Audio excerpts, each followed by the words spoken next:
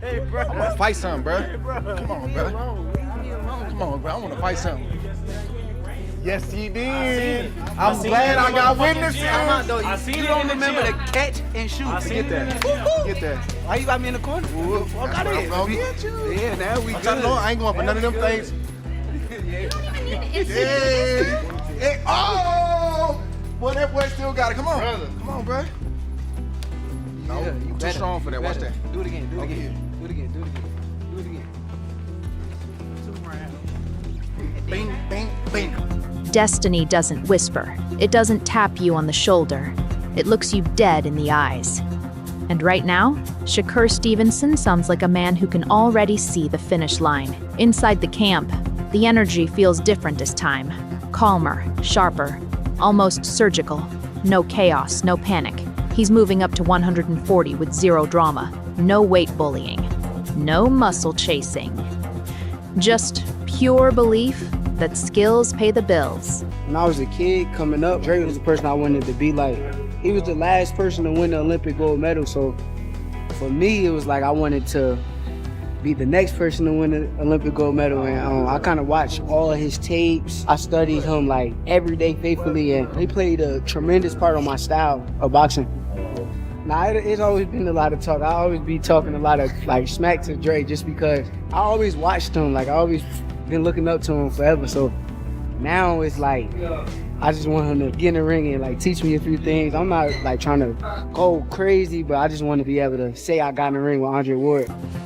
He's reflecting on the setbacks too. The Rubin Villa losses, the De Los Santos moment, the nights where doubt tried to sneak in.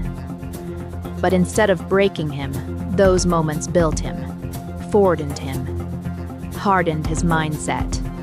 Now he's talking about meeting Zepeda in the center, not running, not surviving, dominating.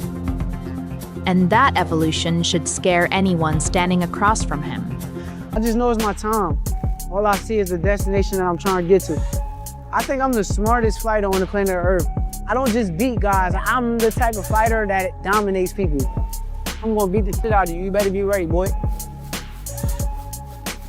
We are in Las Vegas, Nevada. We at the UFC boxing gym. January 31st, I'm fighting Teofimo Lopez. I'm moving up to 140 pounds, super lightweight. The process ain't nothing new.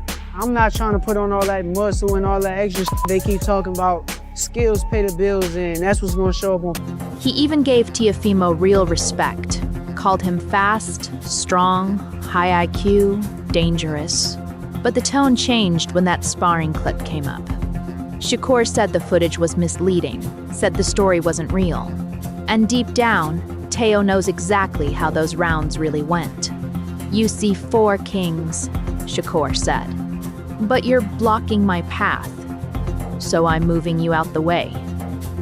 We're looking forward to this here fight with Teofimo. I know we can guarantee you for sure, 100% he's gonna be ready. This camp feel way different from previous camps. Being away from my daughter, being away from my future wife, that's the most challenging thing. You gotta keep your eyes on the prize. This is sharpest I think I done been for a fight. My diet, I let the nutritionists and all them kind of people take care of that. I just show up and eat whatever they give me. So I pay attention to what makes me feel good, and I just stay on that. Turn them out of there. Walk them out, walk them out. I put a lot of great people around me, challenge me and push me and take me to the next level, and I think that's what keeps me at my sharpest. Terrence Crawford, that's my big brother.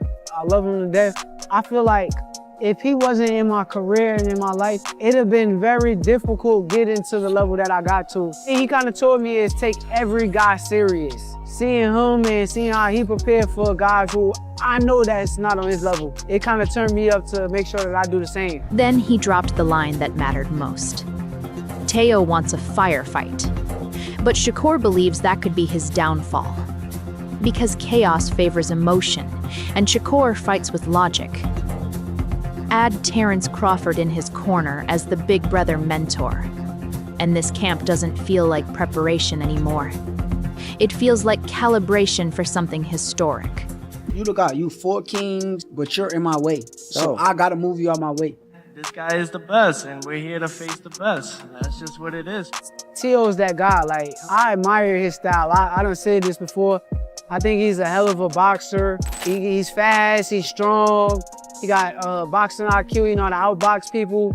We sparred before. We did 3 rounds, and Teo posted a video that is very misleading. Meanwhile, Teofimo Lopez isn't talking destiny. He's acting like the storm that destiny forgot to warn you about, calling Shakur a roadrunner, calling himself the coyote, laughing, joking. But underneath all that energy, he's deadly serious. It was the first round, so we warming up. Ain't nobody really land nothing. Like, he know deep down inside, he remember how the sparring went. He said stop recording. Come on, dog. Well, he gonna want to make this a firefight, but I think that's gonna be his downfall. Being that I know that I'm getting in the ring with the truth, I wanna elevate my game and make sure that I'm better than him. I wanna be better than him in every area on fight night, and that's what we're gonna do. He's pushing endless conditioning, swimming sessions, late-night glove rounds, no breaks, no mercy, training until the lungs burn. Testing limits just to see where they crack. His father jumps in like the ultimate hype machine. Saying Teo was beating grown professionals at 13, saying he was built for this life from day one. And honestly, that confidence makes sense. Yo, we're about to do some light work with Teofimo Lopez, sometime world champion.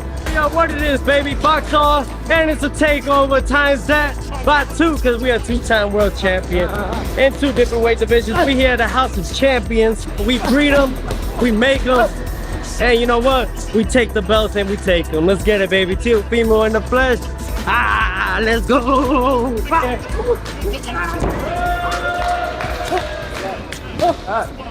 Teo frames himself like the lone wolf, the outsider, the villain against boxing's golden boy. And that chip on his shoulder is massive. He's still carrying Lomachenko. The wars, the politics, the health scares, all of it turned into fuel. This isn't trash talk. This is conquest energy. January 31st isn't just a fight. It's his takeover moment. I've been with him ever since he started boxing, which was at 6. I really knew that he was really good when he started beating professional fighters at 13, 14 years old. Right here, right here. Had to right hand up there. Right hand, right.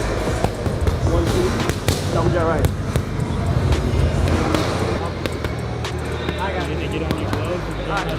Then the analysts step in. Spencer Oliver, Gareth Davies, sounding like 2 professors breaking down a fight simulation. They're not debating hype, they're debating ceilings. Gareth says Shakur is climbing Everest, talking legacy, talking all-time greatness, not just titles, not just belts, history. But Spencer cuts in and says, yeah, but Teo is the spoiler. And that word fits perfectly, because Teo doesn't play hero, he plays disruption.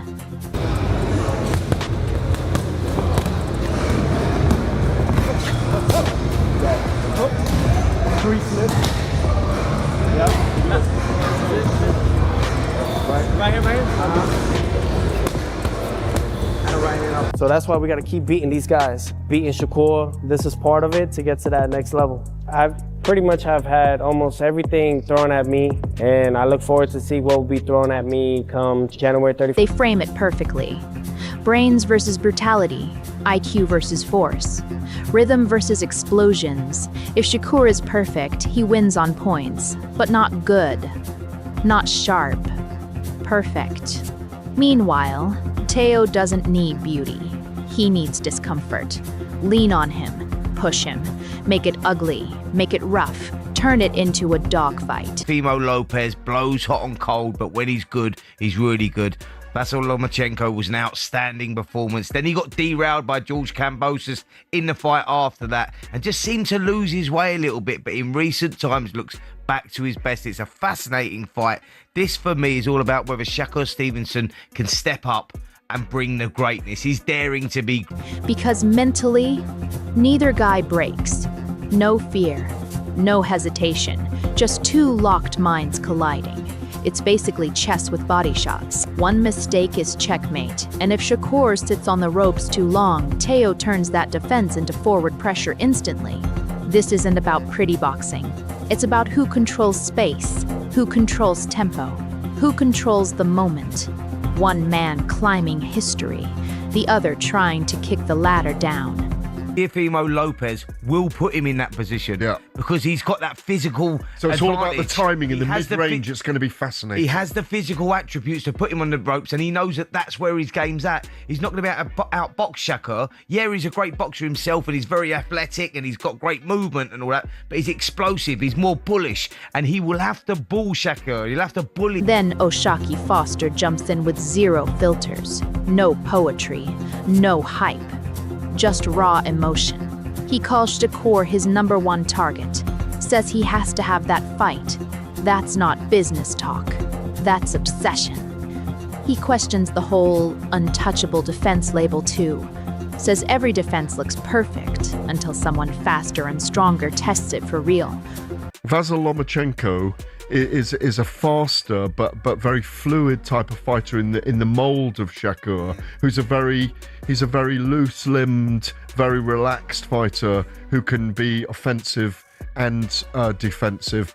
It wouldn't surprise me to see Shakur down in this fight as well and get up and win the fight closely on points, but I can also see Teo winning. When he talks Teo versus Shakur, he gets analytical, points straight at Teo's athleticism, his weird timing, his explosive entries, the way he suddenly closes distance, says odds don't matter, records don't matter, habits matter, patterns matter. And Teo has already solved southpaws like Lomachenko and Josh Taylor. That's not luck, that's problem solving.